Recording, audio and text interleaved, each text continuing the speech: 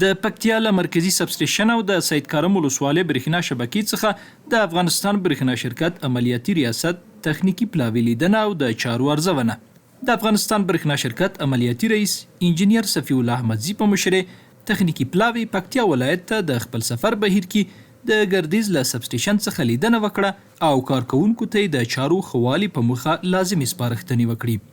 خپل وظایف ته پابند اوسئ، د حفظ مراقبت یا د ساتنې لپاره ډېر کوشش وکړئ. هر یو وړوکی موضوع تخنیکي مشکل ډېر غټ وګڼئ. ځکه کله چې هغه وړوکی موضوع تاسو غټ وګڼو هغه د حل لاره پیدا کوي.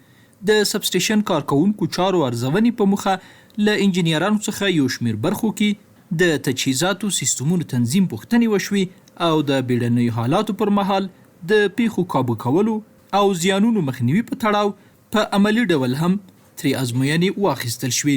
د سب سټېشن له څارنې وروسته تخنیکي پلاوي د مرکز ګردیز ختیځ لور ته پرتې سید کارم ولسوالۍ ته سفر وکړ او د ولسوالۍ ته د غځېدلې برېښنا شبکې ترسره شویو کارونو ارزونه یې وکړه. فعلا در ولسوالی سید کارم قرار داریم که این پروژه در حدود 9 میلیون افغانی از بودجه خود در افغانستان برېښنا شرکت تمویل شده و خوشبختانه این پروژه تکمیل است و به بهره برداری سپرده شد.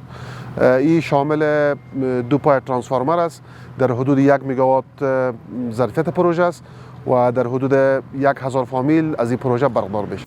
تیرغونې ماښام دی او د سید کرم ولسوالۍ اړوند کلیو ته د برېښنا غځېدلې شبکې تخنیکي ارزونه کیږي. د سیمې ځایي اوسیدونکي د دوی تر کورونو او کارځایونو د برېښنا رسیدل د دوی لویو هیلو ژوندي کیدل ګڼي.